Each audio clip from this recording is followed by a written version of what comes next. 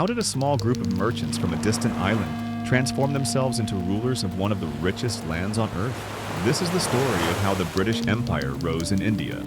It began not with armies, but with trade. Ships sailed from England to the shores of India, seeking spices, silk, and fortune. In 1600, Queen Elizabeth I granted a charter to the East India Company. These merchants arrived as traders, eager for profit in the bustling ports of India. They built factories, not to manufacture, but to store goods and negotiate with local rulers. At first, their presence seemed harmless. But soon, trade outposts turned into fortified centers. The company wasn't just doing business, it was slowly weaving itself into India's politics.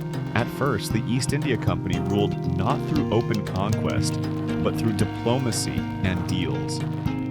Indian rulers were persuaded or pressured into alliances.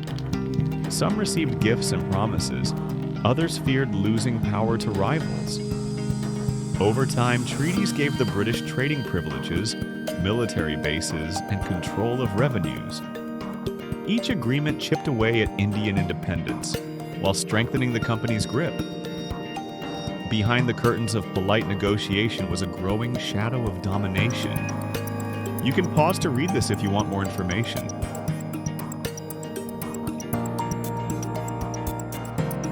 The turning point came in 1757 at Plassey. Bengal's Nawab had a huge army, yet betrayal sealed his fate. Robert Clive struck secret deals with key generals who switched sides during battle. The Nawab's forces collapsed, and the British won. With Bengal under company control, Britain gained access to unimaginable wealth, taxes, trade, and treasure that funded more wars. This was no longer just a company of merchants. It was a rising power with the money to build an empire.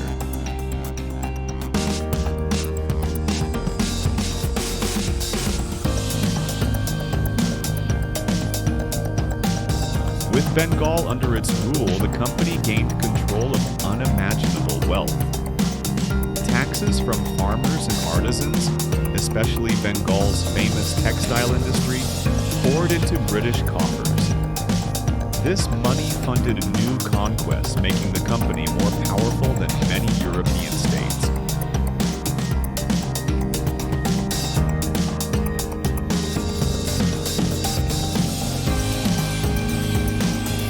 Through the late 18th and early 19th centuries, the company expanded relentlessly. Treaties were signed with local rulers, but behind these agreements were hidden pressures, bribes, and threats. Entire kingdoms like Awadh and Mysore were annexed. India's once powerful states shrank as British influence spread across the subcontinent. Yet with each expansion came growing resentment. Farmers faced crushing taxes. Soldiers, known as sepoys, were forced into service under strict British control. Religious and cultural interference added to anger, as traditional practices were undermined. This widespread discontent finally erupted in 1857 in the Sepoy Mutiny. Sparked by rumors of disrespect toward religious traditions, it quickly became a nationwide revolt. Soldiers rose against their officers, cities fell into chaos, and for a moment, it seemed the company's rule might collapse. Though ultimately defeated, this uprising was the loudest signal that foreign domination would never go unchallenged.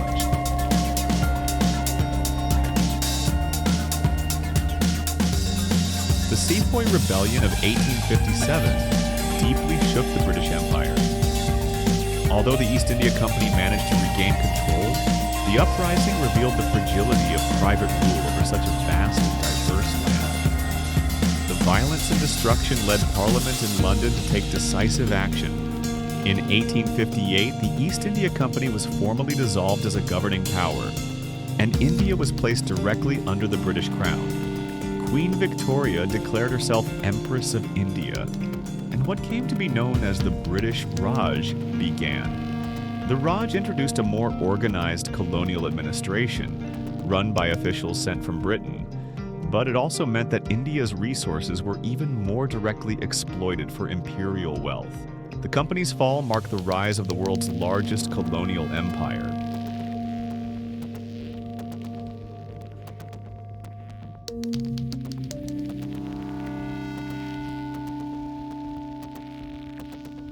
British rule left behind a legacy both complex and controversial. On one hand, railways, telegraphs, modern schools, and a unified legal system were introduced. These changes connected India in ways never seen before. Yet behind the image of modernization lay a harsher reality. Traditional industries like Indian textiles were dismantled so that British products could dominate the market. Agriculture was reshaped to serve British demand, often leaving local populations in famine and poverty. Wealth flowed outward to London, while many Indians struggled under economic decline. The social and cultural impact was just as lasting. English became a language of administration and education, and new ideas of nationalism and independence slowly began to take root. What the British left behind was a nation changed forever, its hardships fueling the desire for freedom.